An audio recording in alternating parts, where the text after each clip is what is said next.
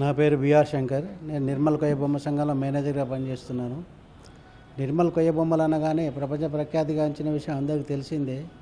ఈ నిర్మల్ కొయ్య బొమ్మలు బొమ్మలు తయారయ్యే ముడిసరుకు పొనికి కర్రతో తయారవుతాయి. ఈ ప్రస్తుతం పొనికి కర్ర మాకు చాలా ఇబ్బందికరంగా ఉన్నది. ఈ పొనికి కర్ర అందుబాటులో ఉంటేనే కానీ పరిశ్రమ కళ ముందుకు సాగే పరిస్థితి కనబడతలేదు. కావున ఈ మధ్యనే ఈ పొనికి వనం ప్లాంటేషన్ చేశారు. మన కలెక్టర్ గారు ఆధ్వర్యంలో డిఆర్డిఏ పీడీ గారు చాలా శ్రద్ధ తీసుకొని చేయడం జరిగింది. అలాగే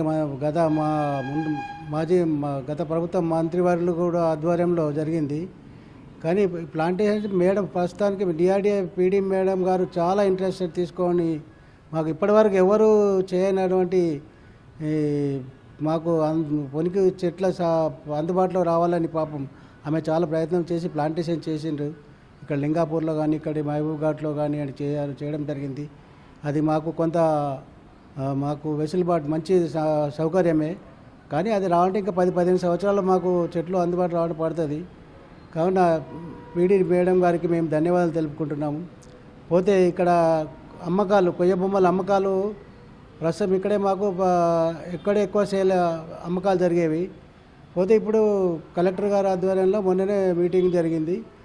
ఆన్లైన్లో బొమ్మలు అమ్మాలని. దానికి తగ్గట్టు మేము చెప్పాము, మాకు ప్యాకింగ్ ప్రాబ్లం ఉన్నది, ప్యాకింగ్ ఉండాలా, మంచిగా ఉంటేనే ఆన్లైన్ జరుగుతుంది అని చెప్పినాము. దానికి కలెక్టర్ గారు చొరవ తీసుకొని ప్యాకింగ్ గురించి వాళ్ళ డిఆర్డిఏ మేడం గారికి చెప్పడం జరిగింది. ట్రైనింగ్ ఇవ్వడం కానీ ప్యాకింగ్ ఫెసిలిటీ చేయడం కానీ చేయమని. దానివల్ల మేము అమెజాన్లో కానీ ఫ్లిప్కార్ట్లో కానీ చేయడం జరుగుతుంది. ప్యాకింగ్ ఫెసిలిటీ ఉంటేనే ఆన్లైన్లో బిజినెస్ జరుగుతుంది అని చెప్పడం జరిగింది. గత ప్రభుత్వాలు కానీ ఇంతకుముందు ఉన్న ప్రభుత్వాలు కానీ మా కళాకారులను ఆదుకునే ప్రయత్నాలు ఎవరు చేయడం లేదు. ఎందుకంటే ఇప్పుడు ప్రస్తుతం ఉన్న కళాకారులను ఆదుకొని కొత్త వాళ్ళని కూడా ప్రోత్సహిస్తే కానీ ఈ కళ బతకడానికి అవకాశం లేదు. కాబట్టి ఉన్న కళాకారులకు కూడా వాళ్ళకు పెన్షన్లు కానివ్వండి, హెల్త్ కార్డులు కానివ్వండి, వాళ్ళకి ముడి సరుకు అందుబాటులో కానీ ఇవన్నీ ఇస్తే కానీ ముందుకు సాగుతుంది. కావున ఇప్పటివరకు ఎంతవరకు వచ్చి ఉన్న ప్రభుత్వాలు కానీ మా గురించి ఏది పట్టించుకోలేదు. ప్రస్తుతం ఇప్పుడు కొత్త గవర్నమెంట్ వచ్చి మాకు ఈ కలెక్టర్ గారు మొన్న మీటింగ్ దీని గురించి చెప్పడం జరిగింది. ఈ కొత్త ప్రభుత్వం మాకు ఏమన్నా ఇప్పటికీ మాకు ఆదుకుంటారని మేము ఆశిస్తున్నామండి. నా పేరు పెంటయ్య వర్మ. నేను ఇక్కడ 30 సంవత్సరాల నుంచి పనిచేస్తున్నాను ఈ కొయ్య బొమ్మల పరిశ్రమలో. ఈ ఒక బడ్స్ తయారు కావాలంటే దీని ప్రాసెస్ ఫస్ట్ మొదటగా ఇది వుడ్ తీసుకోవాలి, మనకు సరిపోయే సైజులు కట్ చేసుకోవాలి. తర్వాత ఈ చింతగింజలు ఉంటాయి కదా, చింతగింజల్ని దంచి నానబెట్టి గ్రైండ్ చేయాలి.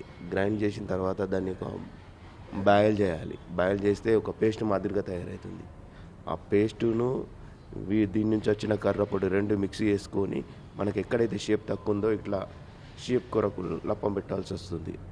తర్వాత దాన్ని ఫైల్ చేయాలి. ఫైల్ చేసిన తర్వాత మళ్ళీ లప్పం పెట్టాలి. మళ్ళీ లప్పం పెట్టిన తర్వాత మళ్ళీ సైన్ పేపర్ కొట్టాలి. దాని తర్వాత మనకు ఏదైతే ఈ రఫ్ కలర్ అని చెప్పేసి శుద్ధ మట్టి దొరుకుతుంది. దాని బేస్ కొరకు శుద్ధ మట్టి అప్లై చేస్తారు. తర్వాత దాన్ని పేపర్పై మళ్ళీ పేపర్ కొట్టితే ఆ స్మూత్ వస్తుంది. తర్వాత మనకి ఏదైతే ఒక బడ్స్ తయారు చేయడానికి ఏ కలర్ ఎక్కడెక్కడ వాడాలో మన బయట నుంచి కలర్స్ దొరుకుతాయి రెడీమేడ్.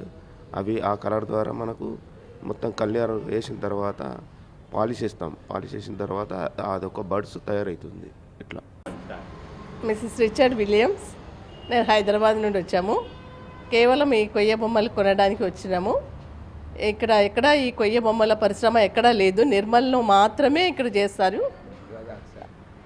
ఇక్కడ చాలా రకాలైన కొయ్య బొమ్మలు ఉన్నాయి. పిల్లలకి చాలా చక్కగా అర్థమయ్యే వాటి ఆల్ ఫ్రూట్స్ టైప్, బర్డ్స్ అని, ఇంకా ఆల్ డాన్సింగ్ టైప్ అని, ఇంకా animation paintings, frames, all varieties of కొయ్య బొమ్మలు. There is a very good quality. ఇంకెక్కడ కూడా ఇవి దొరకవు.